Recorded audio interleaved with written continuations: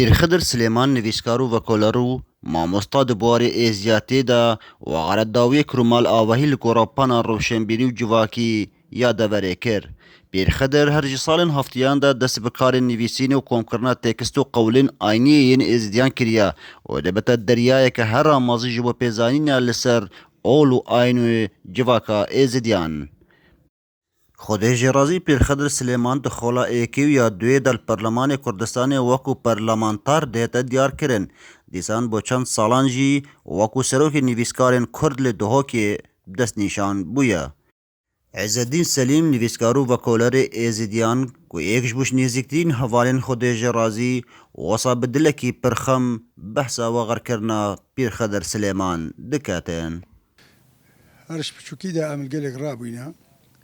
Hizra Pîr Xedir her ew bû xizmeta miletê xwe û civaka xwe bikete û xizmeta êzidiyatiyê û kurdiyatiyê jî biketin. Ruha êzidiyatî û kurdiyatiyê gel bû.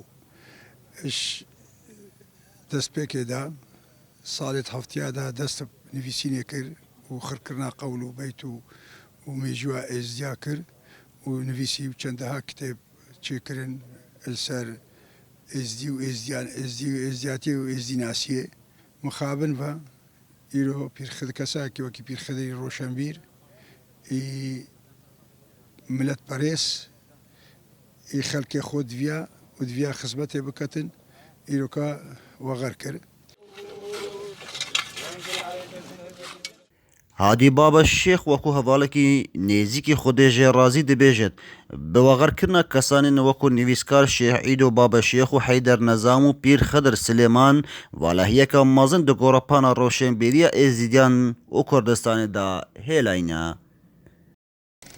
من بژمەتە وەکی ڕۆشنبیریە کوردی وەک ڕۆبارێکی ڕۆشنبیریەکە یا دەڤێریە و ئێزدیاتی بەشەکە ژووی ڕۆشنبیریە ڕاستی هەندێک کەسە بوون وەک کاروانێکی گەلک گەلک مەڵەبان و زیرەک توی ڕۆباری ڕا دەرباز بوون ئێکشوان و ڕەحمەتی حەیدەر نەزام و هەتاک و گەهینە عیدۆ بابەشێخ و گەهینە ڤی پیر خەدر و دهان کەسێن دیتر ئێتوەکیوان Dêhêtezanîn ku li spêdehiya 15/11/2021 li êkişî ji nexweşxaneyên Duhokê Pîr Xedir Silêman ji Egerê Celta Dilî wexera dawiyê diketin û li goristana Şêx Şems li bajarê Şêxan dihête xakê spardin.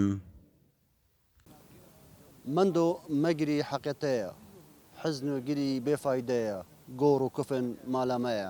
Bi van tekstên aynî û dewbişibaban nivîskar û vekôlerê bi nav û dengê êzidiyan Pîr Xedir Silêman li mezargehê Şêx Şems li Qeza Şêxan hate veşartin. Ekrem Derviş, Dezgehê Mîdyayê Badînan, Şêxan.